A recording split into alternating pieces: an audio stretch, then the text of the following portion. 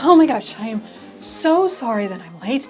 My name is Professor Gale, and I'm here to welcome you to the world of Pokemon.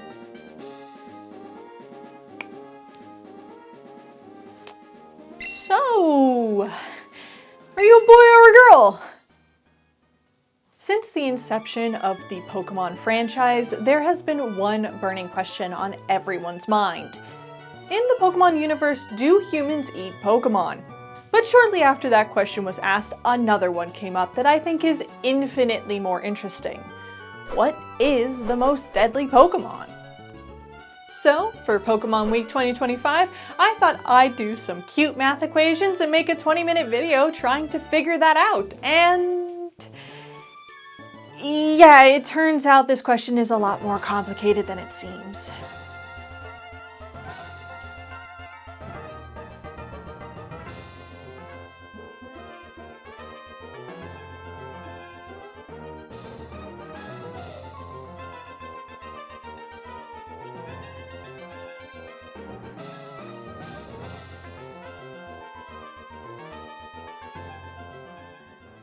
The first part of any scientific endeavor is figuring out what exactly you are trying to find out. In other words, what is our question? Very explicitly, our question is, what is the deadliest Pokemon? Which is great. We can move on to calculating the force of 100 tons of snow falling in an avalanche caused by Chen Pao, right? Wrong. Everyone jokes about Pokédex entries like Flareon, who apparently has a body temperature of 1,650 degrees Fahrenheit, which is the perfect temperature to cremate a body. Fun fact for you there. But what if I took data like that and fed it through an overly complex and technical pipeline of mathematical formulas and scientific principles to fully understand and compare these Pokemon? Would I then be able to definitively determine the deadliest Pokemon in existence? No, because it actually has nothing to do with how deadly that Pokemon is. My first hurdle was actually in the word itself. Despite the apparent obviousness of the word, deadly is actually rather vague. Most deadly even more so. Take a shark attack versus a snake bite, for example. A shark will bite you and you can perish via blood loss or half your body being gone. A snake will bite you and you could die from venom, preventing you from clotting, or by paralyzing your nervous system so you stop breathing. Either way, you're dead, so which one was deadlier? In the Pokemon world, this is even more complicated because there are 18 types of moves, which basically means a minimum of 18 types of death a human could potentially experience. So I needed to refine my definition of deadly until it became something quantifiable and provable. And for that, I looked to real-world examples. Behold, the list of deadliest animals! Yeah, so it turns out the deadliest animals are animals with actual kill counts, and it has nothing to do with the potential of an organism to kill. Like, an orca could snap me in two like a freshly baked French baguette 10 times out of 10, but fortunately for me, God cursed orcas to be bound to the sea. So in the wild, they have 0 confirmed human fatalities. Unfortunately, that meant I had to go back to the drawing board because my entire initial plan was out the door. And on the street. Run over by a bus. And then exploded. But it wasn't enough to stop me, so I pivoted and looked at how the actual deadliest animals are determined. Actual death counts. Like, there were 75,000 snake deaths in 2016, so they got 3rd place. Go snakes! So all I had to do was look up canon Pokemon deaths and I'd have my answer. Congratulations to Vibrous Groudon, who wins with a canonical kill count of 23 in Pokemon Wishmaker. Mewtwo gets 2nd place with approximately 8-ish scientist deaths and 1 10-year-old kid in Pokemon the first movie. And that's about it. So thanks for watching and I'll see you. Okay, so obviously that isn't going to work either because not only are we only getting data from what happens around Ash and Lyco and not the presumably billions of other people around the world, but also Pokemon is a child-friendly property where even in the limited times death is shown and permanent, it is usually caused by natural disaster, mysterious illness, or old age. Pokemon fainting humans just isn't good for business, I guess. I needed to come up with a way to predict whether a Pokemon would attack a human and how many in the span of a year, which means looking at our real-world equivalents to set some parameters.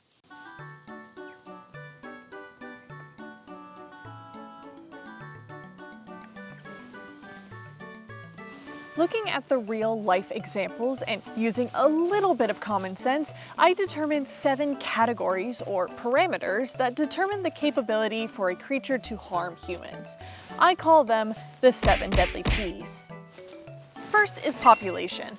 Obviously, the more of that animal or Pokemon, the more chances there are for that creature to come in contact with humans, the more likely it is for that encounter to turn deadly. For example, while I couldn't find an estimate for direct population, in 2018 the Brazilian yellow scorpion was responsible for 140,000 stings in Sao Paulo alone. This is 11 times higher than the 12,000 recorded in the year 2000 due to a dramatic increase in the scorpion's population in an urban environment. Which is the same reasoning behind parameter number 2, proximity. Because obviously I am more likely to be hurt by something that exists in my house rather than an organism that can only be found on a remote island 70 hours away by boat. Third is power, or how strong the organism is. I think that one's pretty self-explanatory, but in this case it would be the potency of the scorpion's venom. I did not distinguish between forms of power, so a creature's bite force and venom potency both affect this value equally. Fourth is pugnacity, otherwise known as its general disposition. Basically, if I do come face to face with it, how likely is it to want to cause me harm? For the Brazilian scorpion, it is more a matter of self-defense and surprise than it is outright malice, so it would score pretty low. Fifth is plague, or the chance of the organism transmitting disease and how likely I am to die from that disease. This matters more for organisms like the mosquito or the freshwater snail, who don't necessarily inflict damage themselves, but rather by transmitting something that will, like malaria or parasitic worms. Which kind of makes you think that the parasitic worms should be the one on this top 10 list. And finally, 6 is penvironment, or how well the organism works with its environment. In this case, this would be the scorpion's propensity to hide in people's shoes. Things that make us humans less equipped to handle an encounter with the organism. So with our 6 parameters in hand... But Gale, I only counted 6 deadly Ps. What about the 7th? Oh, yes, the 7th P. The 7th deadly P is pertinacity, or persistence despite difficulties, opposition, or discouragement, which I'm going to need a lot of.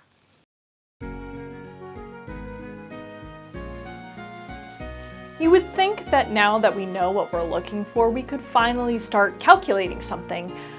But nope, we still have more prep work to do. First, let's cite some sources and resources.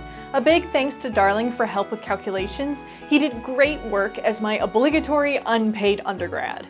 Another thanks to Reddit users the JRuth3 and A Green Crab for their Excel sheet identifying all sorts of data for each Pokemon. This was the base for literally everything I did and saved me, no joke, probably 100 hours of manual data entry. For sources, I relied on cross-checking between Bulbapedia, Cerebi, and the Datadex phone app. A big thank you to those contributors as well. And a huge thank you to our sponsor. No one, because no one funds scientific research anymore. I use the most recent versions of each region for all data points. That means the Let's Go games for Kanto, Heart Gold and Soul Silver for Johto, Omega Ruby and Alpha Sapphire for Hoenn, Brilliant Diamond and Shining Pearl for Sinnoh, Black and White 2 for Unova, X and Y for Kalos, Ultra Sun and Ultra Moon for Alola, and obviously Sword and Shield and Scarlet and Violet for Galar and Paldea respectively.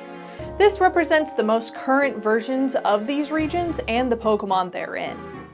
In total, there are 1,164 Pokemon, including alternate forms like Mega Forms, Gigantamax Forms, 3 segments versus 2. However, not all 1,164 Pokemon are going to be capable of fainting a human in the wild. And that is because of the simple fact that there are multiple Pokemon who simply don't exist in the wild. For this calculation, I will not be including Pokemon that are controlled or in possession of a trainer. It introduces too many inconsistencies in the variables because aggression and proximity become less about the Pokemon species and more about the trainer and if they happen to be a good guy or not.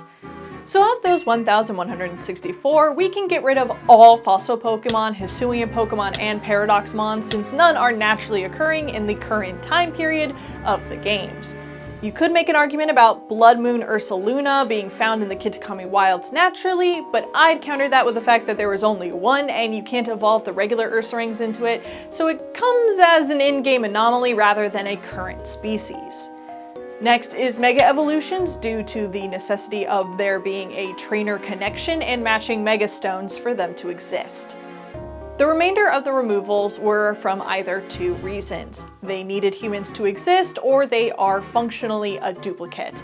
For the latter reasons, all Alchremies, Squawkabillies, Pavilions, Frufrus, and Tatsugiri were considered one Pokemon, along with Pokemon like Arceus, Wormadam, Oricorio, and Deoxys, because even though types and stats might change, their BST stays the same regardless of form. Some Pokemon like Wishiwashi and Minior do have stat changes dependent on form, in which case I use the form they would be first encountered in for the base of calculation. Next are the Pokemon who need humans to exist. This got rid of Pokemon like Machamp and Alakazam that can only be encountered through trading, a purely human concept, Silvally, who is completely man-made, and Palafin and Urshifu, who need to travel to an alternate dimension with a friend of their trainer and level up, or read a legendary scroll only gained from finding their way up a Tower of Warriors after achieving max friendship. Surprisingly, Porygon isn't removed from this list because there is one game where you can find them in the wild, so he gets to stay. But barely. I'm watching you.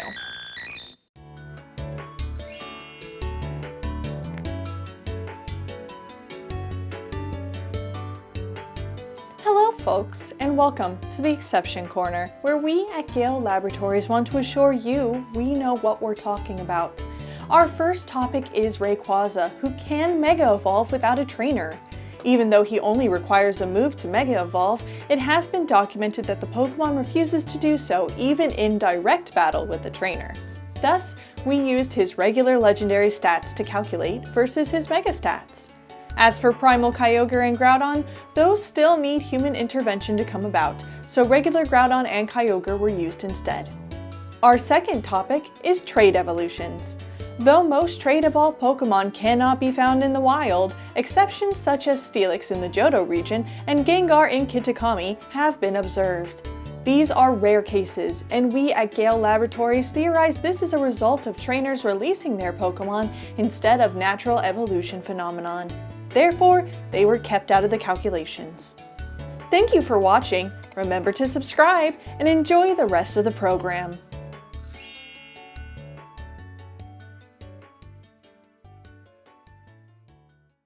This means out of 1,164 Pokemon, 986 are actually viable for becoming the deadliest Pokemon. But that's individual Pokemon. Since the deadliest animal is based on species and not life stages of an animal, I figured I should treat Pokemon the same way. So instead of 986 contenders, we have our official final count at 547 Pokemon lines, vying for the title, Deadliest Catch. Okay, so just for clarification, if the Pokemon evolves by trade, its pre-evolution is still in the running, just without counting that final evolution. Also, split evolutions are separate lines, but share the values of pre-evolutions, so Gardevoir and Gallade are considered separate, but they will both use the data for Ralts and Kirlia. I promise it will make sense once we get to the actual value calculation part.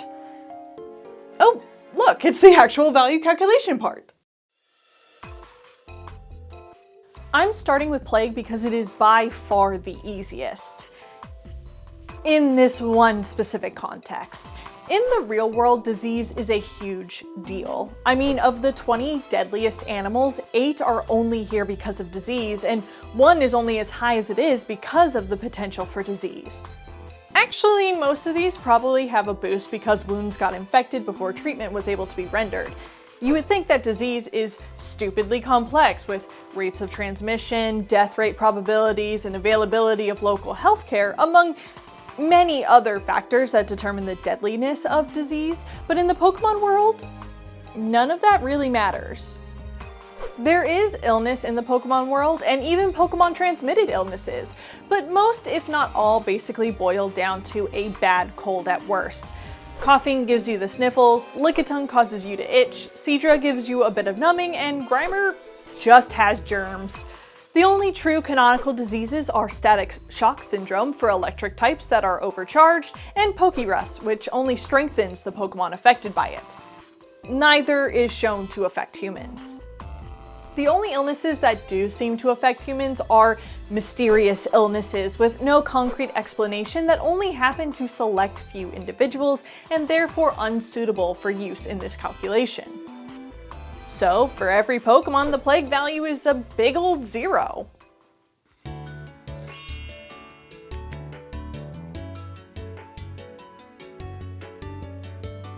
Hello folks! Didn't think I'd see you back so soon.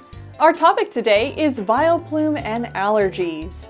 Many of Vileplume's Pokédex entries describe it as a Pokemon with toxic pollen that causes atrocious allergy attacks. Allergies are very serious and do lead to death, but according to the Allergy and Asthma Network, less than 0.01% of Americans die of anaphylaxis each year, and half of those deaths are from medication. While you should still be cautious around any of the oddish species, we did not find the harm great enough to create a whole category just for this Pokemon. Thank you for watching, remember to subscribe, and enjoy the rest of the program.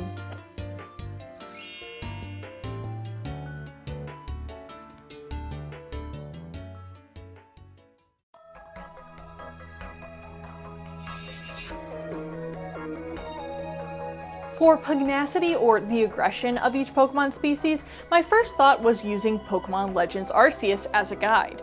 In Hisui, the aggression of Pokemon to humans is very obvious, from those that actively chase you down until you're unconscious, to those that run away at the slightest of sounds. Obviously, it wouldn't have covered everyone, but I thought it would at least give me a solid base of Pokemon to work from. But did you know animals change their behaviors when humans are introduced to their environments? It's called proximity-induced behavior flexibility, where an adaptation is not strictly genetic, but cultural. The animals as a group change the way they live to adapt to the change brought on by, in this case, humans. From chimpanzees moving their nests to the trees to avoid human hunters, to macaques learning to exchange tokens for food from human temples, or deer learning to bow for food, crows using cars to crack nuts, pandas faking pregnancy for food from human handlers. Just because a species once reacted one way to humans does not mean they will continue to do so in the future. So Hisui is out. It just isn't representative of the relationship between people and Pokemon in our current time period. Which means the only source for up-to-date knowledge on the behaviors of Pokemon is our good friend, the Pokédex. I created a scale of 1 to 10 to measure the aggression of a Pokemon, with 10 being highly aggressive on sight and 1 representing Pokemon who actively help humans. A great example is Floatzel, whose Dex entry states that it rescues people, earning it a score of 1. Now in Hisui, Buizel and Floatzel attempt to kill on sight, so this is only more proof of Pipif in the Pokemon universe. But Floatzel is also a great example of another concept that influences this score, the idea of prey. See, lots of the most horrifying Dex entries that most people would consider straight 10s have one fatal flaw in common. They apply to prey. But humans are not prey, and that's not just my bias as a human. Prey is defined as an animal that is hunted and killed for food by another animal. By that definition, humans are prey for no one. We just aren't a stable food source for any species. Sure, we can be eaten every now and again, but we aren't hunted regularly, and neither are humans in the Pokemon world. This means any Dex entries that specify aggressive behavior but only to prey, like Toedscrolls, aren't considered in determining their overall Pugnacity value. Same for the use of the word enemy. Just because there isn't enough evidence to suggest any Pokemon view humans as their inherent enemies. Plus, if it meant humans, it most likely would have said humans, like Hatterene's, which very explicitly says it will tear you apart. Metal. So with this in mind, 17 Pokemon have a Pugnacity score of 10, 116 score over 5, which served as my neutral score, 352 at that neutral 5, and 28 actively helpful lines. Some highlights include Frostlass, who wants to use you as a decoration for her house, Stantler, who causes you to collapse just by looking at you, and Primeape, who literally just hates you and will chase you across the world to prove it. The population of almost every species is infinite. You can run into the same patch of grass for the rest of existence and you will never run out of Wurmples, Bidoofs, or Patrats. Literally any Pokemon that isn't a mythical, legendary, or gift Pokemon is functionally endless. Pokemon is a game, and that game kinda sucks if you run out of Pokemon to catch after your third encounter. So for the population calculation, we're going to have to use the rarity of a Pokemon as a stand-in for relative population size. And I mean, it makes sense. You are far more likely to see any animal in the wild if there are a lot of them to see.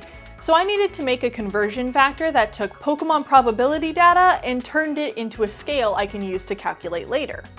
And this is what I settled on. A scale of 1 to 5, where 5 is what it feels like to walk through a Zubat cave, and 1 contains all unique Pokemon with no known duplicates in this world. To further translate probability to the scale, I made 3 tiers of encounter rates that when combined would equal a number on the scale. Let me walk you through an example. Poochyena is a small Dark-type Pokemon native to the Hoenn region. In the most current version of that region, they can be found in 3 locations, routes 101, 102, and 103. When we take a closer look at how likely you are to encounter one in these routes, you get probabilities of 20%, 20%, and 40% respectively. This means according to our chart that Poochyena has a high encounter rate for all 3 routes, and therefore belongs in the level 5 category. Conversely, Ralts, another native of Hoenn, is only found in Route 102 and only at 4%. This lands the Gardevoir and Gallade lines solidly in the level 2 category. I was able to determine the chart values based on trends in Pokemon as a game. Because Pokemon boil down to lines of code, there are choices that repeat and create a solid foundation to work from. Like how many routes a Pokemon is typically found in. Even though there are technically 28 routes in Kanto, not counting caves, forests, and other unexpected Pokemon homes, most Pokemon are found in maybe 4 of them. Rare Pokemon tend to be found in 1 or 2, while common Pokemon can occur in as many as 5 or 6, with water types spawning in closer to 10 locations. This made 3 a solid number for determining the difference between high and low populations. Same with encounter probability.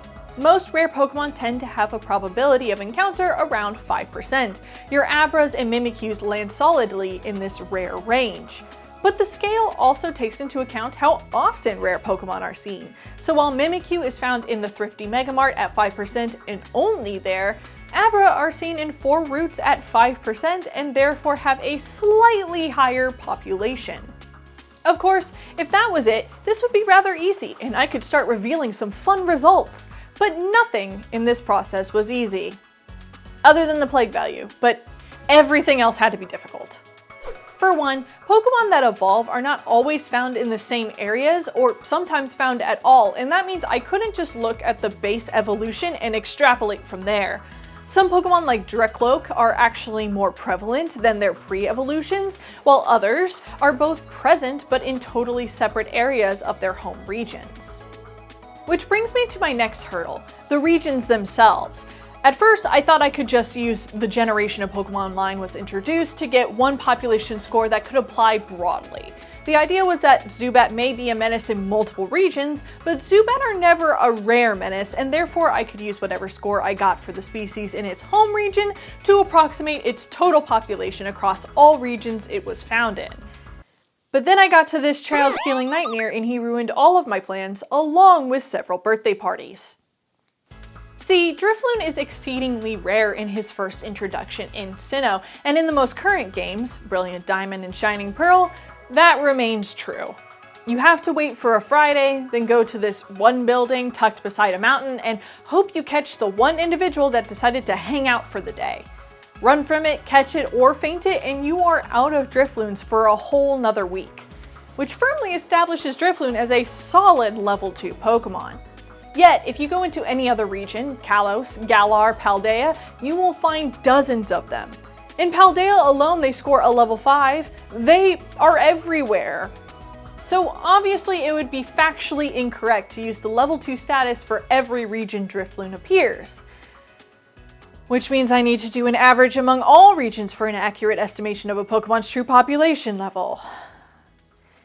Which means I had to calculate the population level score for every Pokemon in every region.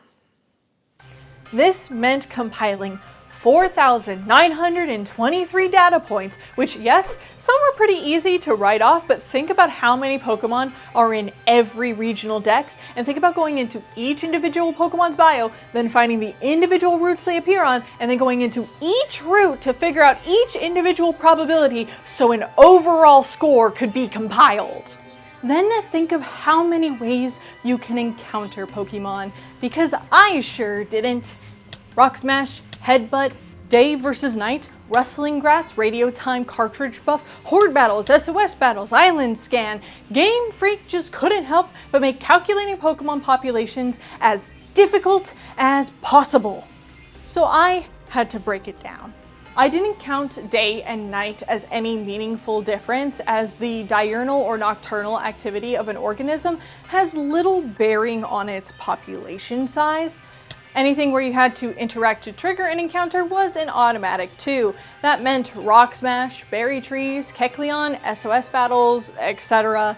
If it was a catch method unlocked post-National Dex, it was disqualified, as most humans in the Pokemon world are not their region's league champion and therefore don't exist in a world with special privileges.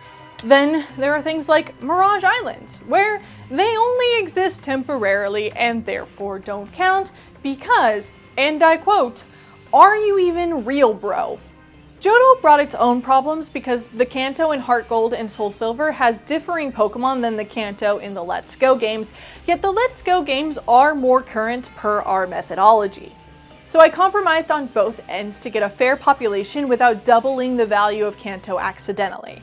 In the Johto column, I counted Gen 1 and 2 populations that were found west of Route 28, and only Gen 2 populations east in Kanto. This means Pokemon like Houndour, who were only found in Route 7, are still included in the population counts without doubling up on Pikachu's in Viridian Forest. Then, after determining all that, I came across my biggest obstacle yet. My chart is designed with classic routes in mind, but Pokemon just had to expand into an open world game. So what do I do with that? Galar and Paldea had to have their own separate charts to represent the change in how encounters were calculated. Galar introduces the wild area and variable weather, which annoyingly alters probabilities of spawn rates, along with walking Pokemon that are just guaranteed constantly. And Paldea just gets rid of all convention entirely and is basically a free-for-all. For Galar, I settled on the wild area being the equivalent of one route, mostly because the Pokemon inside only appear in 3 to 5 sections, and that felt about equivalent to one of the 10 routes. I wanted a balance that didn't overvalue the wild area in comparison. Same for the 2 DLC areas, which were also considered one route each. Then I created a guide that looked at probability in each weather pattern in an area and translated that to low, medium, or high encounter rate.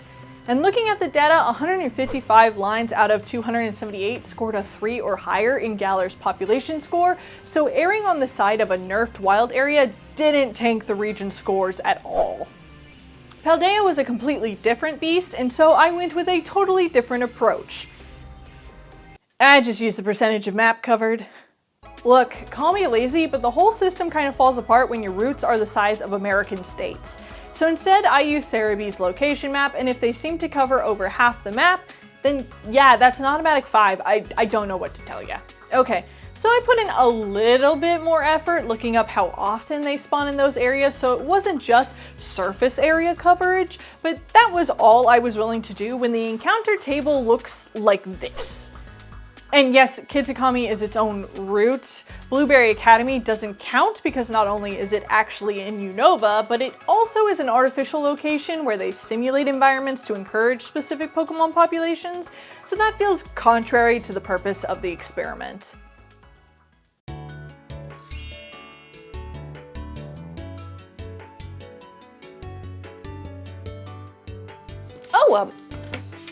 Hello again, folks. I guess we need to talk about safari zones and the Great Marsh. Well, those counted as an automatic 2 for population because they are natural locations, just sealed off locations in their regions. We at Gale Laboratories didn't want to completely discard them as some contain unique Pokémon that can only be found there in the base games. We did disqualify Pokémon that are added to these areas post-national decks or through altering the environment with specific baits. If you think that's a hypocritical move, then you do the research and make an hour-long video on your findings. Thank you for watching. Remember to subscribe and enjoy the rest of the program.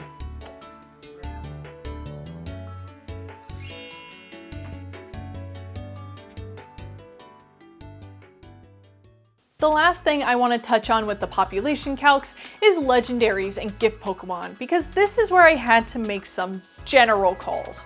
Obviously, starter Pokemon are not the only ones of their species. They can appear in multiple games as gift Pokemon, can breed, and have been shown to have full populations in supplementary materials. But by following my charts, all of them would be labeled as level 1 unique Pokemon simply due to the fact you can't catch them through regular means. This is one of those times where the world logic doesn't follow because it conflicts with a fun game mechanic. So I made a blanket rule that starters are at a 2 for the game they appear in. However, gift Pokemon don't count at all. This is because unlike starters, regular gift Pokemon are only given to one person, and a trainer at that, which implies that the average person would never find one in the wild. All applicable gift Pokemon do show up in other games as regular wild Pokemon, so it stands to reason that this is more akin to the exotic pet market than an undisclosed wild population. And then we get to mythicals and legendaries who by lore are unique, but in practice aren't. I gave them all a score of 1 in their home region because, again, this is where a fun game mechanic trumps in-game lore. Do you really think there are infinite shiny huntable Zygardes in this one cave? No, if it was supposed to be taken as canon, then every gym leader and their mother would have a legendary Pokemon on their team. Same logic applies to gift-only mythicals. Lore-wise, one exists, even if the only way to get it is from a magical signal from an abandoned Toys R Us. Okay, and what do you mean that they're coming out to the studio? I just recorded all of my sets, like you don't need to... Oh. And they were just here. Why are they back? Fionn? What about Fionn? Okay, fine. Hello folks, a quick PSA on Fionn. Fionn is a mythical Pokemon that can be bred from a Manaphy, thereby making it possible to have multiple of the species. However, in our calculations, even a level 2 population is one that would be estimated in the hundreds rather than a dozen or so Fionn that still fall into the level 1 category, despite not being fully unique. Thank you for watching. Remember to subscribe. What's that about the legendary birds? You can catch multiple of them in Kanto. What do you mean you can catch multiple of them in Kanto? It seems our research team has discovered that Articuno, Moltres, and Zapdos have been seen flying around the Kanto region outside of their base encounters in the Power Plant, Seafoam Islands, and Indigo Plateau. Strictly following the methodology, that gives them a 2 for population. Gale Laboratories would like to emphasize that we considered the airspace of the Kanto region as one route as opposed to a whole separate set of 24 routes. Thank you for watching, remember to subscribe, and enjoy the rest of the program.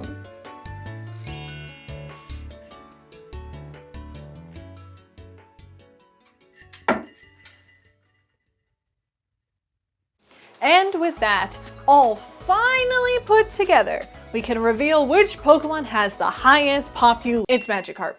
Magikarp has the highest population. Look, I knew it, you knew it, the goddamn fish is in literally every generation and almost every body of water. It only loses out on a perfect score because they are moderately uncommon in Unova in favor of the Basculin population, but otherwise, they got perfect 5s across the board. Surprisingly, Golduck and Seaking tied for second place with incredible showings across almost every region. Pelipper and Wishcash make a positive showing for Gen 3 by taking 5th and 6th place respectively, and rounding out the top 10 we have Starmie and Magnezone. And looking at our top 10, you might notice two trends in the data, that being the amount of Gen 1 and Water-type Pokemon dominating the leaderboard. And it makes sense when you look at the numbers. The earlier a Pokemon was introduced to the series, the more chances it has to show up, which is why Dragonite, who is a level 2 rarity in almost all regions, still ranks in the top 50. They inherently have an advantage because of their age.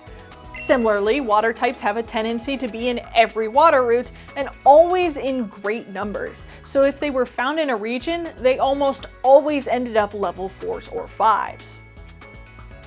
The inverse is also true, with the lowest populations of non-legendary or starter Pokemon being Paldean rarities like Archaludon, Dondozo, and Cloth, along with regional exclusives like Alolan and Galarian forms.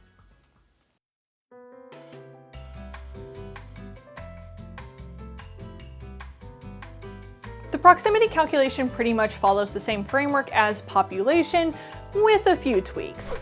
Where population measures the amount of routes a Pokemon lives, proximity is a measure of where those routes are in relation to people.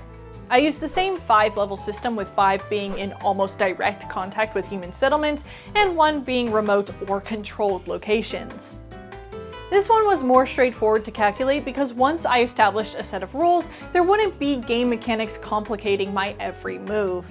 At first, I thought about heat maps as a representation of human population. By setting major cities as an automatic 5 and small towns as a 4, I could generate a heat map that showed a gradient as you move further from major civilization points.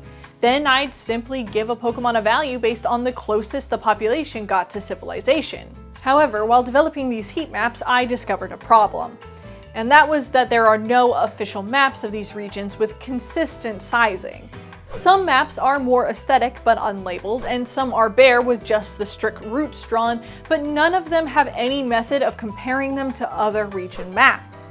Which presents a clear problem in heat map generation because I had to determine the strength of each level, and at that point I was just guessing based on what felt right rather than following any empirical data.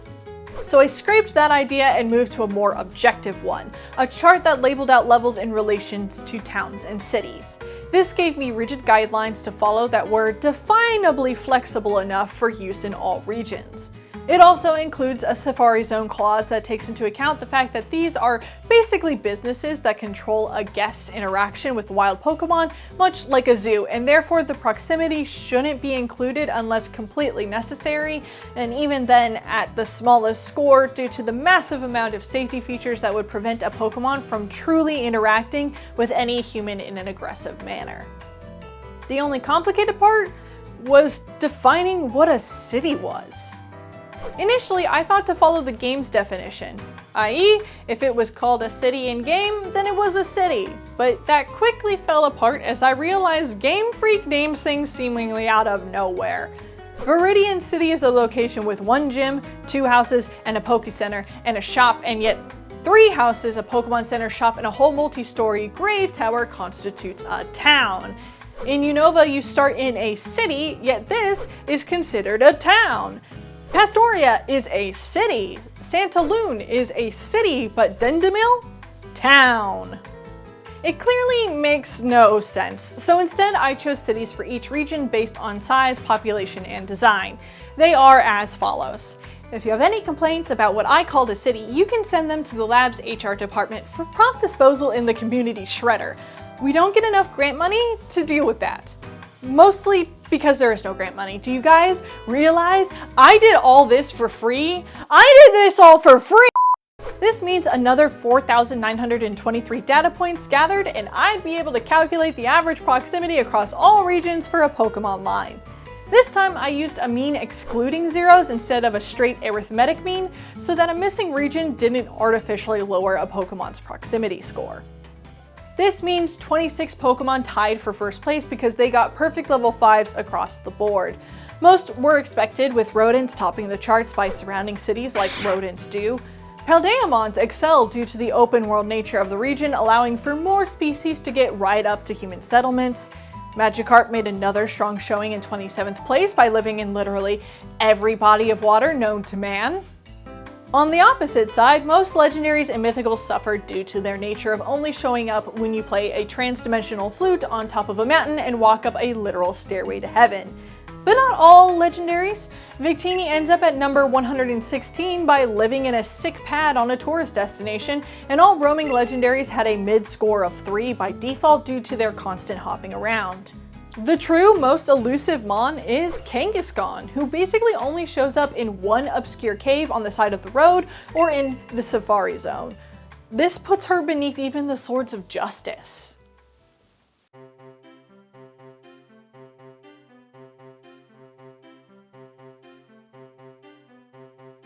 The environment value. I'm gonna be totally real here, it's the gimmick part of the equation. While looking at Pokemon encounters, I noticed something important. Sometimes you just aren't ready for a battle. It's like that feeling when you go on the SS Anne for the first time, fight all the trainers until you're black and blue, and then turn the corner and BAM! There's Gary, ready to completely destroy you. It's like that, but Gary's actually an Electrode. And then he Dynamaxes. And then he explodes. The environment value takes care of collecting the extra danger multiplying factors that don't affect all Pokemon. This includes terrestrialization, weather effects, item cloaking, and most importantly, Dynamaxing. Every Pokemon starts with a value of 1 and can only increase their score if they fill the prerequisite requirements. Terrestrialization is a gimmick introduced in Gen 9 where any Pokemon can change type or become stronger in their default type through Magic Turtle Rock Power. It isn't a game changer, being more useful in a strategic sense rather than a power one, but it can change the playing field and startle an unsuspecting human. It also does happen naturally in the wild, unlike Z-moves, so it applies to our deadly calculation. But not by much, so it only brings a Pokemon up to a 2. Similarly, Pokemon that naturally learn weather moves or have weather-causing abilities also rise to a value of 2. This is to account for the fact exposure to the elements eliminates a lot of humans. Therefore, it stands to reason that coming into contact with a creature that causes a sudden drought by its mere presence alone would make survival just a bit more difficult. A value of 3 requires one of 2 things. Either the Pokemon must be classified as an interactable object or item, or it has to be a naturally occurring Dynamax Pokemon. Dynamax is pretty self-explanatory. The Generation 8 gimmick makes Pokemon really big, to the point where 4 trainers need to team up to fight them. And these Pokemon are just found in wells that are just sitting out there. Like little Timmy went out to play, fell down a well, and now Dynamax Lassie is going to eat him for lunch. There are different levels of wells, and they are in known locations in the less traveled wild area, so I didn't want to give them too much power over our deadliness value, but if I go into the woods and come across a 30-foot bear, I am infinitely more likely to perish. The other potential requirement is being an interactable object or item. This is more akin to a snake's camouflage or a mantis's mimicry. Some Pokemon trick you into encountering them, and that heavily increases the chance that you are ill-prepared to survive a battle. But you can probably picture a dozen or so evolution lines that are meant to look like an object. Poltegeist, Klinklang, Alcremie, Cyclizar, Vanillux, all Pokemon designed to look like something in the human world. But these aren't true object Pokemon. I made this very specific by only including Pokemon that cause you to interact with a non-Pokemon object in order to battle them. This means Pokemon like Electrode, Applin, Crustle, Ditto, and Kecleon. And if a Pokemon was both an object and a Dynamaxer, then they got a coveted value of 4 for maximum environmental deadliness.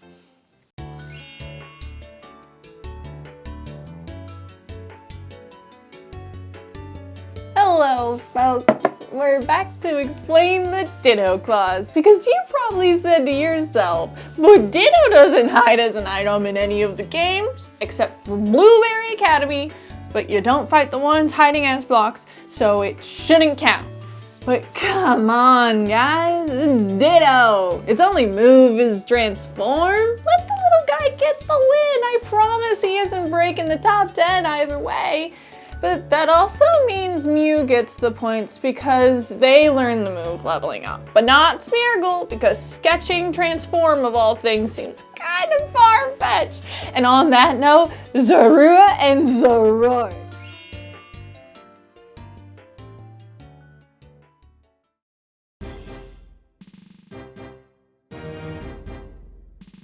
This leaves us with our final value of power, and this is where the big girl math comes in. The foundation of the power value lies in the numerical data point that defines almost every Pokemon, their BST. A Pokemon's BST is their base stat total, a number that sums up all 6 of the core stats that determine a Pokemon's strength in battle: attack, defense, special attack, special defense, HP, and speed. To make this BST comparable to other values in play, I created a formula that would translate this BST to a 1 to 10 scale. I used the strongest Pokemon, Arceus, and the weakest Mon, Wishiwashi, to balance the scale so that all Pokemon BSTs would end up in this range. Then I could plug this new value into my final formula to output the Pokemon's total deadliness level.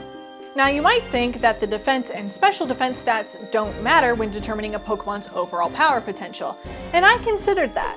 But then I thought about Shuckle.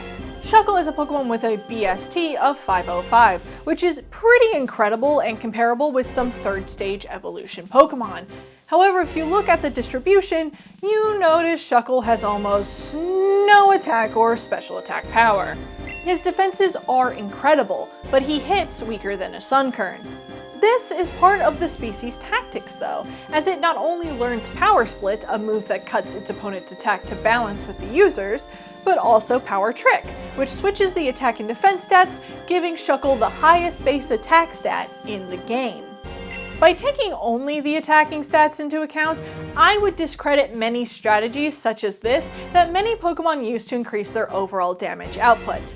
Pokemon is an incredibly complex game with numerous ways to get the KO, and so to blanket account for them all, the total BST was used. Until now, we've been looking at Pokemon lines as a collective. Even though you won't find a wild Weavile and Johto, it makes sense ecologically that some members of the species have to evolve into those final stages. Otherwise, Darwinian evolution would have pushed them to lose the evolution altogether. Again, a situation where we have to extrapolate beyond game logic to the inner world logic. But if we made every other value based on the collective, then whose BST do we use to calculate power? I could be incredibly generous and use the highest BST of the line, but that would be unfair to the likes of Butterfree, who evolves at an early level 10, but only has a BST of 385, the same as the unevolved Mudbray. Meanwhile, Hydreigon with a BST of 600 could ignore the fact he evolves at level 64. It just isn't realistic to assume every Pokemon encountering a human in the wild would be a final evolution.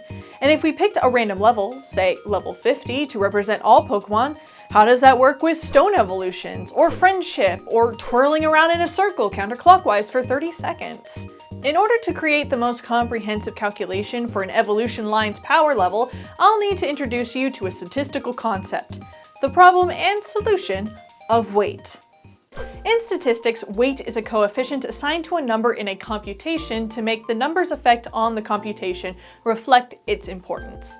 If you've been in an American school system, I guarantee you are familiar with the concept because it's why your final test scores matter so much more than any one homework assignment. It works by multiplying each individual value by its corresponding weight before averaging to determine the overall value.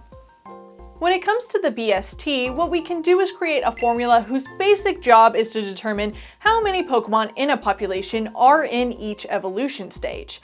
Then we calculate a weighted BST based on the percentage of each evolution. The 2 or 3 BSTs will be averaged together to get our overall BST for the entire evolution line. Which boils down to this formula where ECs 1, 2, and 3 equal what I call the evolution coefficients. Each EC must be calculated for each evolution individually, but once completed, they can be multiplied against the base BSTs for our overall value that will then be inputted into the power value function to give us our evolution line's final power score. Does that make sense? Great, because I'm about to make this 10 times more complicated. There are currently 75 different evolution methods for turning one Pokemon into another, and leveling up is only one of them. Fortunately, a good chunk of these fall into smaller subcategories that can be treated the same for our purposes. For example, several Pokemon evolve by learning a move on level up, but which move they learn isn't important when it comes to determining the percentage that evolve, so they can all use the same formula as a regular level up evolution, just at the level of the new move learned. Another big chunk taken out is all the trait evolutions. Like we established at the beginning of this experiment, trade requires humans, so it is impossible in the wild. This leaves us with level up, item, friendship, and complicated. Let's start with level ups. My immediate thought was a basic equation that basically uses levels as a measure of lifespan. The thought being that if we looked at an entire population of Pokemon species, we don't have any reason to not expect them to increase in level at a fairly consistent rate and breed at a consistent rate.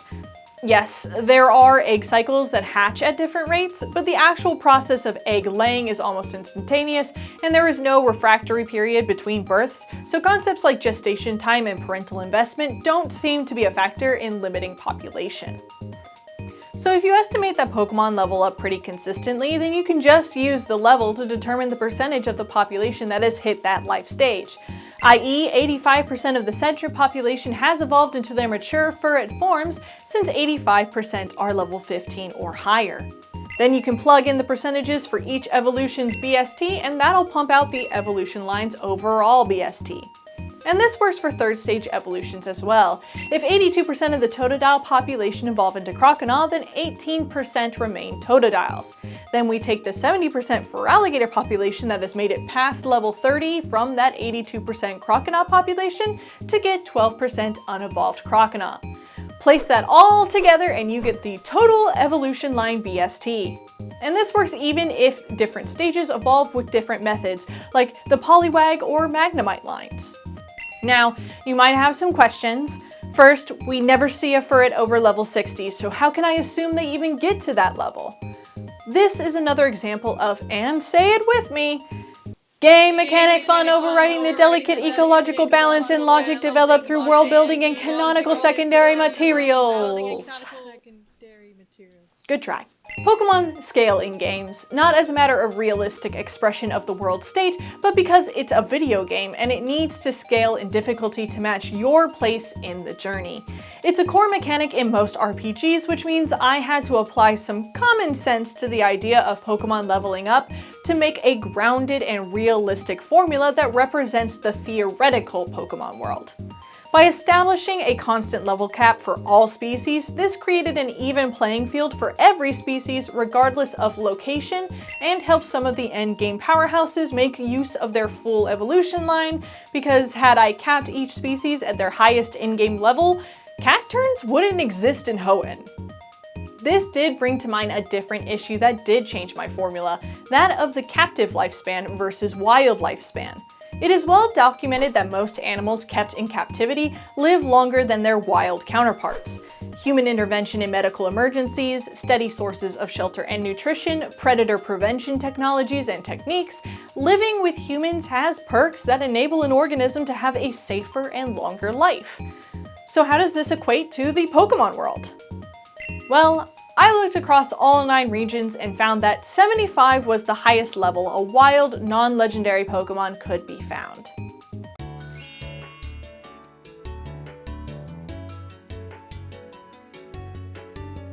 Yes, I know about level 100 Magikarp. No, I don't want to talk about level 100 Magikarp.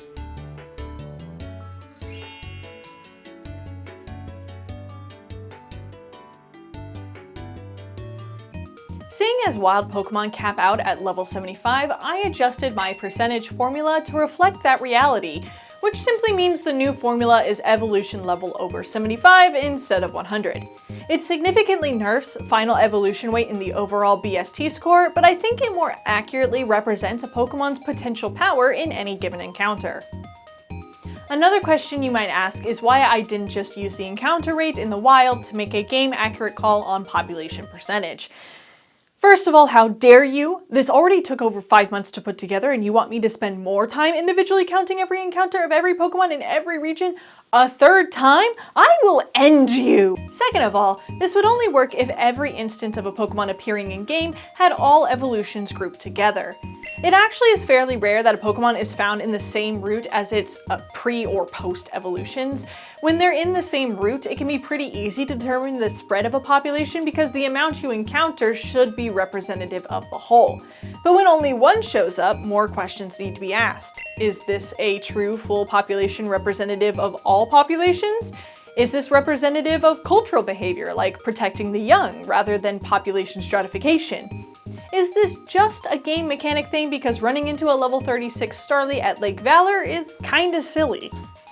So yeah, we could follow the objective data of the game, but that would still give us a subjective view of what a real Pokemon population would look like, which makes this the final calculation for Level Up ECs. And that is our first evolution coefficient settled. Only 74 more to go! Just kidding, it's actually 10, but I wanted you to know how bad this could have been. Friendship is next, and in order to explain how I came up with its evolution coefficient, I first need to explain the friendship mechanic. Friendship is a hidden value all Pokemon have that goes from 1 to 255 and causes the Pokemon to have different reactions to various stimuli, like dodging more attacks or withstanding KO moves. Twice. It doesn't matter, even if we got rid of one earthquake. No, boo! Boo! Boo! Boo! Oh, boo! That was... Boo! Boo! Boo! Boo! Boo! Do it! Boo! Boo! Boo! Boo! Clap for Boo, clap for Boo! Boo! Oh my god! Oh my god! Oh my god! Oh my god! And we can confirm that friendship evolution is possible without a trainer because Pikachu evolved from a Pichu through friendship with a Kangaskhan, proving Pokemon friendship can serve as a strong enough emotional conduit for evolution. For calculating evolution purposes, we only care about 3 values: the current value a Pokemon needs to evolve, the base friendship value, and the friendship changing action values. The current threshold for friendship evolution is 160 friendship points, or FP, set with the introduction of BDSP. So we can plug that into our formula here. Then we need the base friendship value, which is exactly what it sounds like. The base value of friendship a species has when you catch it. Some species, like Clefairy, have incredibly high base friendships, almost enough to evolve immediately, but others, like Baniri, start at literally 0. That's right, this little rabbit hates you more than the shark that hunts you down on sight. And for good reason. So we'll just input that value here and subtract it from 160 to get the overall friendship points we need to gain to evolve. The last value is actually a table of values, specifically this table of values. And if you read the list of actions that can increase friendship, you might notice that a good half of them require a trainer to accomplish. So discarding those, we are left with 4 feasible categories: leveling up, fainting, walking, and eating berries. And this is where I had to make some decisions. Berries were easy because the friendship berries are pretty rare and need some system of agriculture to be a dependable supply, a skill no Pokemon species has independently shown in-game, so I can exclude them from the calculation as an anomaly rather than a statistically significant standard. The rest of this wasn't as easy, for you see, how many steps does the average Pokemon walk in its lifetime? I wish there was some cool secret game fact where if you read a book in an obscure library behind a strength rock, it would tell you the answer outright and I could be like, "Ha! Did you know this obscure fact that perfectly solves our problem?" And the whole audience would erupt in applause, but in reality, I have no frickin' idea. Same with how many times a Pokemon faints in its life. I assume it happens at least a couple times, maybe more in early stages of life. We know Pokemon can recover from fainting in the wild because one-of-a-kind legendaries respawn after like a 24-hour nap, but Pokemon don't exactly carry a knockout counter. Fortunately for me, both fainting from similar level Pokemon and walking equal out to about 1.4 and against, so I settled on them canceling out and picked a net score of +3 FP per level. Gale! Walking 128 steps has got to happen more times than fainting. Shouldn't you value the positive one more? I hear you, but also in my favor is the fact that after reaching a friendship score of 100, leveling up decreases from +3 FP to +2 FP. Overall, these additional +1s will make up for the loss of 1 point post 100 FP. So if we divide the friend points we need to evolve by the friend points we expect the average Pokemon to receive per level, we get the amount of levels needed to evolve that Pokemon. Throw that into our level up EC formula and bada bing bada boom, we got a spicy friendship EC formula. Next is items, which include stone evolutions and item evolutions like Milcery's Sweets, Sinisty's Pot, and Charcadet's Suits of Armor. In-game, the value of evolution for all of the above would be infinitesimally small considering how rare some of the resources are, sometimes one of a kind, versus the actual infinite populations of these Pokemon. So I took a different approach to determining the actual occurrence of these items in the wild. You know how like 4 minutes earlier I said, "It actually is fairly rare that a Pokemon is found in the same route as its pre or post evolutions?" Well, there is one game where that isn't completely true. Pokemon Let's Go Pikachu and Let's Go Eevee are kinda remarkable because they are so limited when it comes to traditional Pokemon features like breeding and wild battles. This means the developers made the wild decision that some previously uncatchable Pokemon can be caught in the wild, which is the only reason I haven't asked you off for good. This also means Pokemon like Starmie and Ninetales, who weren't catchable in the original Red, Blue, and Green, are now just walking around without a care in the world. This means we can apply the in-game distribution as our overall population distribution. So I took averages from 7 of the stone evolution lines and got an overall average of 4% of these populations evolving, which became the EC for item evolutions. I would have done this same method for all item evolutions, but again, outside these specific games, it's actually hard to find the perfect conditions to make the same call. And when it comes to the overall calculation, 0.04 is extremely low and yet very generous to these Pokemon, so I was comfortable accepting the margin of error in using this value for everyone. But some items are explicitly more prevalent, those being the Galarica twigs for Galarian Slowpoke and the apples for Applin, both of which are just on the ground near a relevant population. So for those, I literally just went around and counted how often the fallen items were the evolution items I was looking for, which gave me 0.22 for apples, and then taking account you need 8 twigs for Slowbro and 15 for Slowking, I got 0.17 and 0.04 respectively. There is also a subcategory I forgot to mention, but that needs addressing, and that is baby Pokemon. There are a few Pokemon that only exist if bred from their evolved forms with specific items, like Munchlax from a full incense-holding Snorlax family. Since these Pokemon lines don't always start from the earliest evolution stage, a baby modifier was needed to adjust for the increase in second stage Mons. To do this, I referenced 3 evolutions that did have locations where they coexisted with their pre-evolutions: Mantike, Mewtwo, and Chingling. Then, after comparing the average population distribution among them, I determined a value that could be used for the other baby Pokemon who never appear next to their grown counterparts. This did make the rest of the BST formula a bit more complicated, but it's only for a handful of Pokemon and therefore was manageable. So on to our last category. Complicated. Alright, so what about item combos? Like Sneasel leveling up at night. So yeah, Sneasel leveling up with Razor Claw at night. Because it's a Razor Claw, we have Deadliest, so therefore we need an item, the specific that's there. Look, I'm gonna be honest here, a lot of these I just had to make up. There's just no way to predict how often Wild Inkay flip their Nintendo Switches upside down. We first need to find the rate of Nintendo consoles given to squids by Santa, and I don't have time to do a full ecological survey, so 5% it is.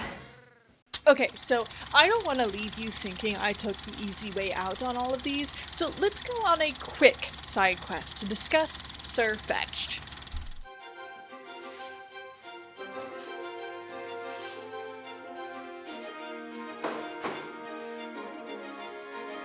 To get a SirFetch'd, a Galarian Farfetch'd needs to get 3 crits in one battle. Levels, items, day or night, nothing matters except the crit. So we need to determine how likely a Farfetch'd is to crit 3 times per level to get the overall population probability. To do this, we're going to use a binomial distribution. This equation right here that basically boils down to an addition of every battle's chance to have 1 successful run of 3 crits. Using this formula requires us to find a couple variables. What are the chances of success, and how many battles will the Pokemon get to attempt this feat? The chance of 3 crits is easy, as the current base crit chance is 4.17%. Multiply that 3 times and you get the chance that in 3 moves all are crits. Now, you might be wondering about the possibility of more moves, but the same could be asked of less moves, and I wanted to calculate assuming every battle has at least the 3 prerequisite moves needed to evolve, and that every move used has a chance to crit. Trust me, I'm erring on the side of more evolutions, so I'm giving them the best chance possible. How else can I help them? By giving them the optimal number of battles. To determine the amount of battles they'll face by the time they level to 75, we take the EXP needed to gain each level and divide it by the amount of EXP gained per battle, and add them all together. How do we get the EXP gained per battle? Well, we have to use this formula here that calculates EXP earned from Generation 7 onward. It's very scary, but most of these variables are actually irrelevant. No wild Pokemon is going to get the affection or EXP share buffs, and they all are owned by themselves, so none are getting the trade buff. Since all of these are functionally multiplying by 1, we can remove them from the equation entirely. All that matters is this part here.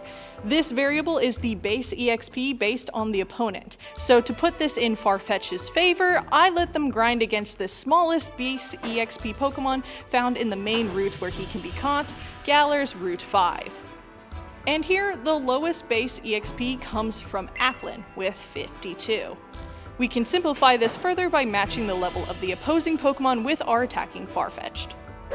But Gale, wouldn't every Applin fop be level 16 to 18 since that's what's found in that route?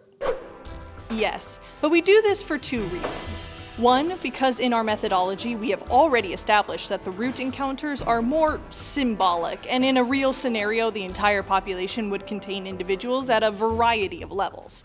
We need to be as consistent as possible where we can, so we cannot arbitrarily decide that this is where the game levels are objective. And 2, because this also helps with the number of attacks our Farfetch'd can use in a single battle. Imagine a level 35 Farfetch'd facing a level 16 Applin.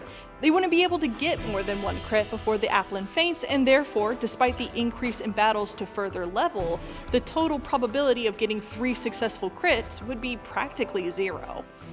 So we create an Excel function that calculates the EXP based on the corresponding levels, and then we use that to calculate the number of battles per level, which then goes into the binomial distribution equation so we can get the percentage of SirFetch'd at each level.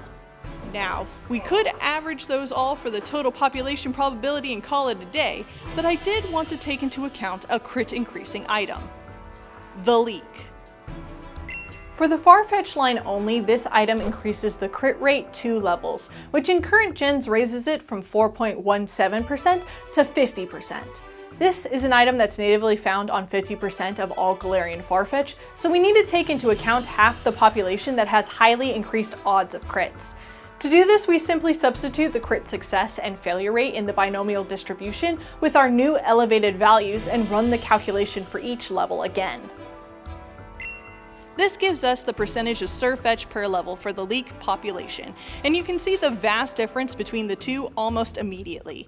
Where only 6% of the regular population was expected to evolve by level 75, by level 40 it is practically impossible for a leaked Farfetch'd to not have evolved. Since 50% of the population has a leak, we can do a basic average for every level, and then average that average to get the overall percentage of SirFetch'ds we expect to see in a given population. And that is how you slay the proverbial statistics dragon. And that is every EC needed to calculate the BST total for every Pokemon, so we can place that value in another calculation to get a new value between 1 and 10 to determine the power score for each Pokemon line. That's it! Right? You know that feeling when you're finishing something and it's pretty good, basically done, but then you learn or remember something that would make it better?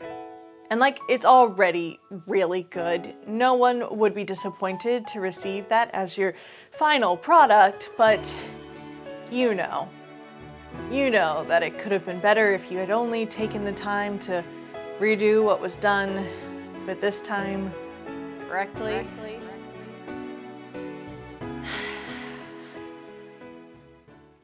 So did you know that Pokemon level up at different rates depending on species? From Generation 3 onwards, there are 6 different experience rates. Fast, medium fast, fluctuating, erratic, medium slow, and slow. This is why your Charmander feels like it takes 20 years to evolve into Charmeleon, while Spinarak evolves into Ariados after a short nap. Different EXP rates require different amounts of EXP for each level, and ultimately different amounts to reach max level. Literally, you will have a level 100 Gorbis by the time you have a level 75 Seviper. However, here's the fun part, none of it is a straight line. Every experience rate looks like this. Per level, they look like this. The good news is that all of this is just math formulas that are already put together and solved for me to work with. The bad news is the easiest one looks like this, and the worst looks like this. But if we take a step back, it is actually quite easy to combine them with the level formula EC already created. If we boil down the original formula to what we intended to figure out through it, it is just the EXP needed to evolve over the EXP at level 75. So by placing the appropriate level formula into the top spot and replacing the 75 with the EXP at level 75 for that growth rate, we get 4 easy replacements of the level EC formula. Fluctuating and erratic can work in the same way, but there is a caveat. The formula changes depending on the level N we're solving for. Take fluctuating as an example. This top formula only works till level 15 as noted here. Then you use this middle formula till level 36 where you graduate to the bottom formula. It's kind of like its own evolution line in a way. For our purposes, we can separate this into 3 separate formulas with a note for which is used when. Same with erratic, though that ends up being 4 different equations. Only 2 actually matter considering the other 2 apply above level 68 where no Pokemon evolve naturally, but I already did this much math, might as well finish the set. Which means all that's left is to recalculate every Pokemon that evolves by level up. Or any of the subsequent formulas that were built off of it.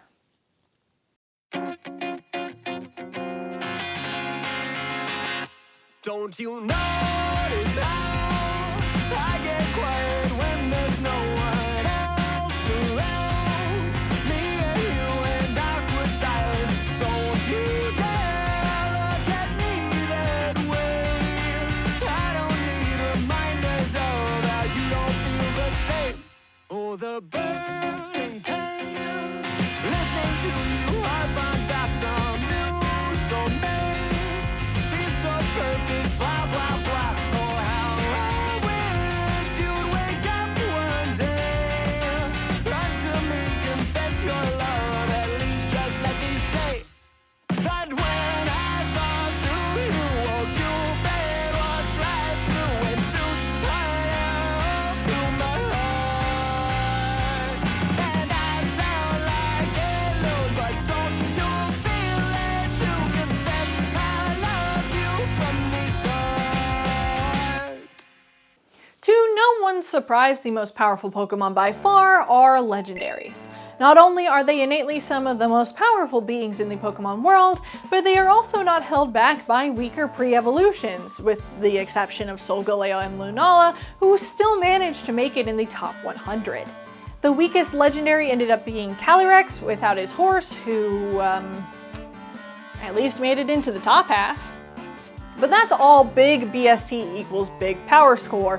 The real interest is in Pokemon like Slacking and Wishiwashi, who both managed to beat the Regis, Darkrai, even Necrozma. Next non-legendary is Metagross at 91, beating out Garchomp, Salamence, and Lapras, who barely beats out Gyarados by virtue of not having the gigaton weight of Magikarp dragging them down. The strongest starter line is Charizard, proving once and for all Nintendo plays clear favorites, while Torterra, Serperior, and Samurott tie in the race for the bottom. You'd think the evolutions would be equally powerful, but just due to the evolution method, Sylveon, Espeon, and Umbreon almost double their power versus the others. The weakest lines are also hilarious to look at because the ultimate loser is Sunflora, surprising no one. Smeargle is the weakest single Pokemon line, and yeah. All the girly Pokemon are down here. The Pokemon Company is sexy. We finally have all 6 values determined for each Pokemon, which means we are finally at the stage to figure out who is the deadliest Pokemon. The last piece of the puzzle we need is a formula that turns these values into a set value that represents the deadliness level. At first I thought about just doing simple addition, but that would make the possible 10 aggression and 10 power holders vastly outweigh more populous mons. And if we look at the real life data, that just isn't what we see. Snakes didn't make it to 3rd place by being the most aggressive, and dogs didn't make it by being powerful. They're both creatures that live in our homes, and that gives them opportunity. So we need a formula that balances all of these factors in a way that mimics the real world. To create this formula for our test set, we need what is known as a training set. What we need is known data. Known data is exactly what it sounds like, data that has a known outcome. By using data with an expected outcome, we can train the formula until using our variables leads to the known result. That means we need a training set of data to work with that will represent our Pokemon data. I have to figure out the same 6 values, but instead of Pokemon, it's real life animals. Alright, so calculating the population for humans. We start with... We're just gonna let that play in the background for a bit. Don't worry. Between you and me, you aren't missing anything important. I love when people combine math and science with Pokemon. It's such a perfect blend of adult nerd culture meeting childhood whimsy. And it's honestly beautiful. It's math, it's biology, it's physics, but applied to a property that makes the science feel like a discovery. Like when you first found Braille at the back of a cave and knew it must mean something, even if the game refused to tell you. That feeling that there is more just beyond the surface. You only need to reach that little bit farther. And Pokemon is such a perfect vessel for this curiosity because it's a game that so easily hides that at the core of it, it is just a game about math inspired by biology. It's a game where you instinctively understand the math, feel it instead of calculating it, where every move you make is an expression of values and formulas and variables. And all that math is built to represent actual biology, convergent evolution, Darwinian evolution, sexual dimorphism, trait inheritance, virology, genetic diversity. Pokemon mimics real-life biology not only in form, but in function, creating this fantastical world where both the real and unreal reside together, where the possible coincides with the impossible, where science meets a little bit of magic. It's incredibly fun to apply tools created with the intent of understanding the truth of our world to this fictional setting, to watch others struggle to find answers and questions inherently without them. Could one of every Pokemon beat 1 billion lions? I don't know. That is a lot of lions. But you can try to calculate the what-ifs and simulate the conclusion, and you still will never have the definitive answer. No one does. But isn't that the joy of discovery? Once we go back, that's the end of my journey with this question. My hard work and time will amount to a one-word answer that is mine. And maybe, by bringing you on the journey with me, it'll feel like it's a little bit of yours too.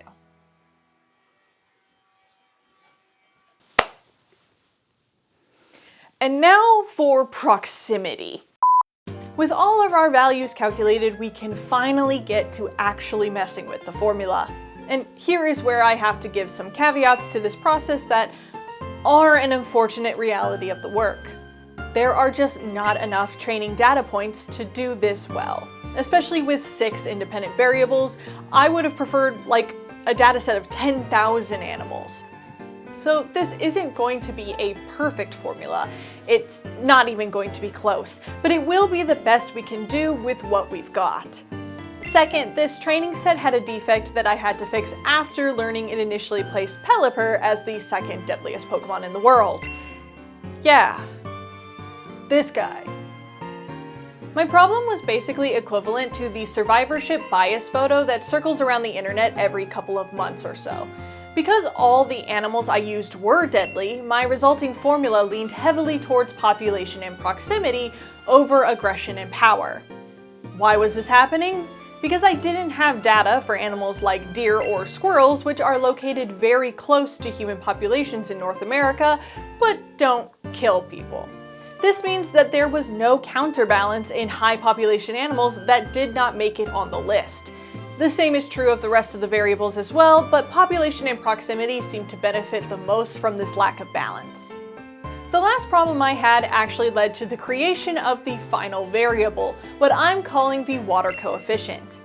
See, jellyfish are incredibly numerous, and while they are out in the sea, they're in the sea in places a lot of humans like to vacation. It does lead to a fair amount of real-world deaths, but the formula has jellyfish with a kill count almost equal to humans. So, looking back at my training data, I noticed the spikes I had were for animals found near or in the water, which makes some sense. I didn't want to use proximity to solely account for whether an animal was found in the water because rivers and lakes are core parts of human communities, and so the proximity is realistically quite high for some water creatures versus others. I needed a separate variable that's only job was to tell the formula if the animal lives in the water and how completely. Thus, the water coefficient was born. We can call it the pelagic coefficient to fulfill the 7 deadly peas promise. So with all of that sorted, we get this formula which looks like this. Beautiful, isn't she? Yeah, don't look too close. We're ready now. Time for the final results. For the love of Arceus, if you made it this far, please like and subscribe.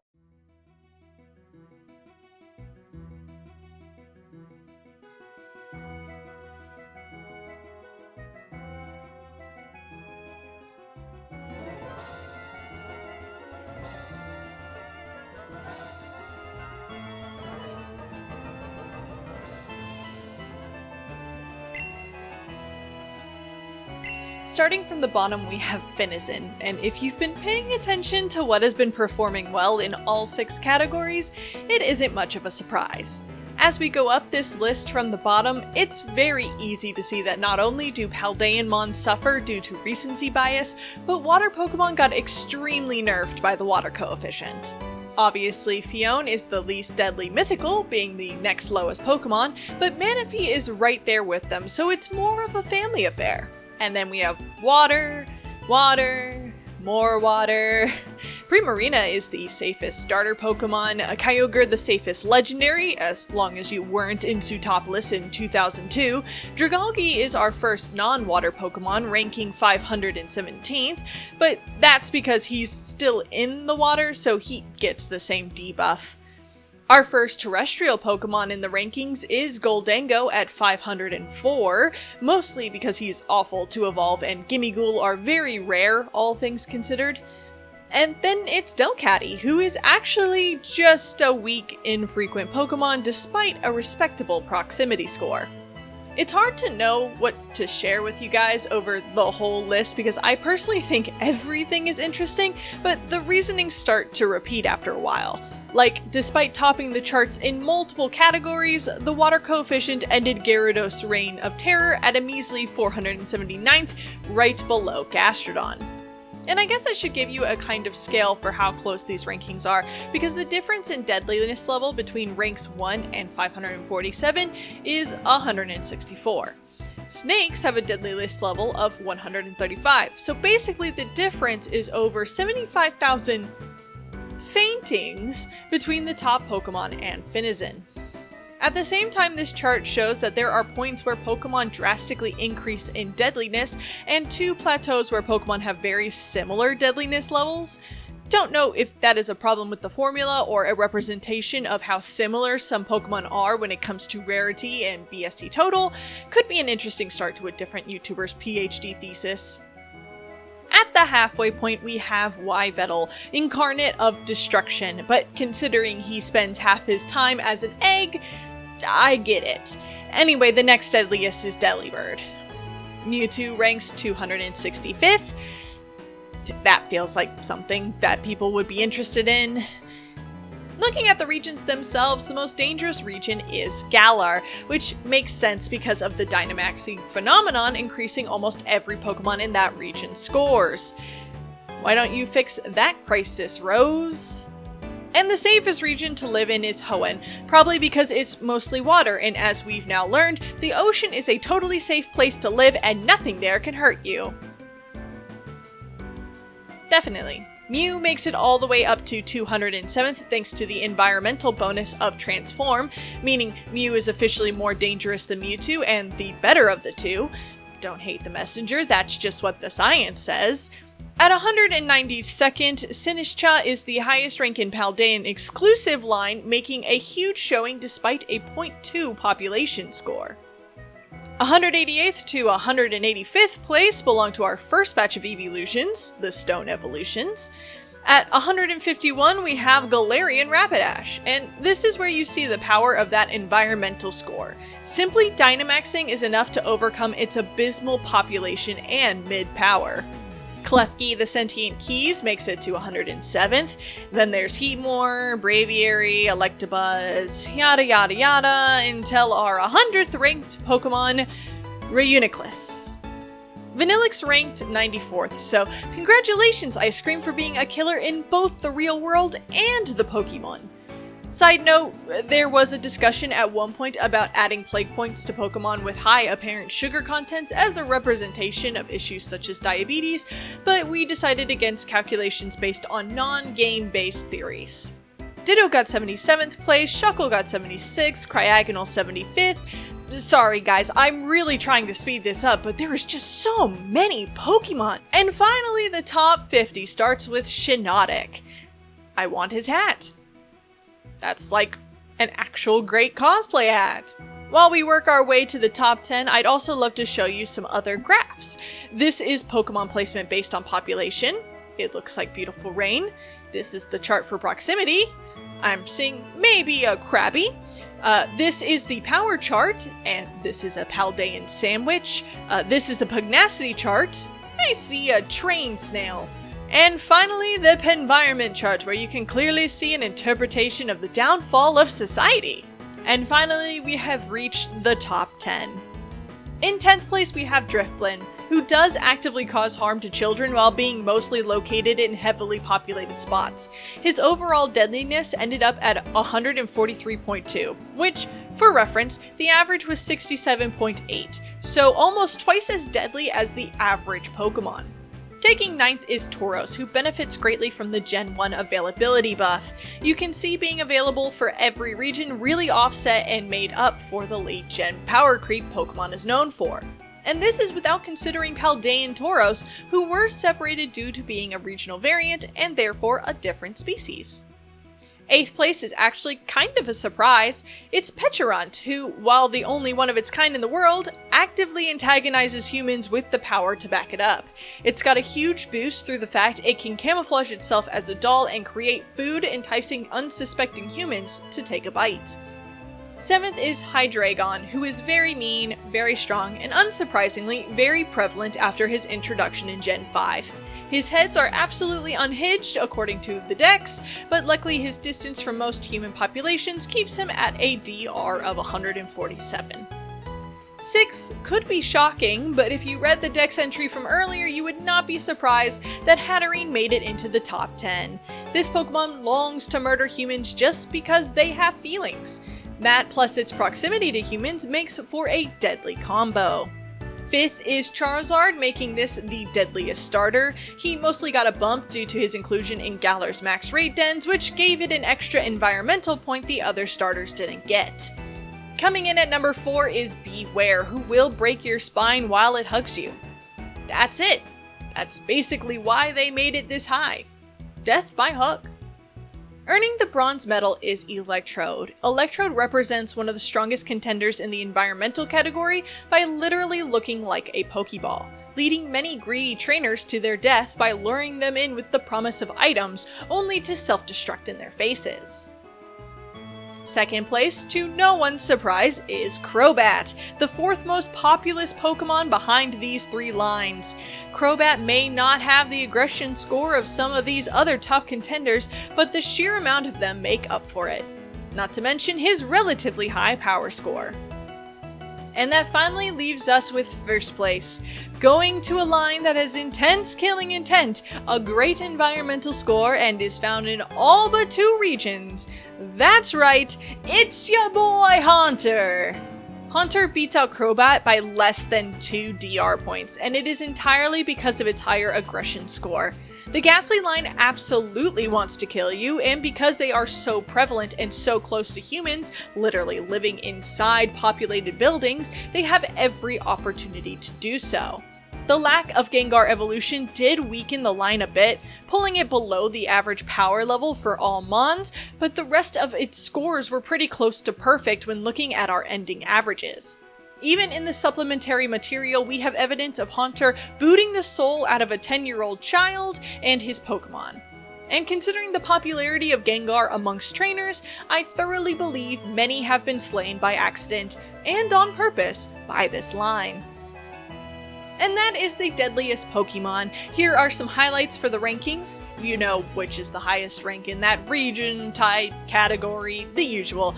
If you are more curious about some of the finer details, I will add a video to the end card that's literally just the list of Pokemon and their calculated values.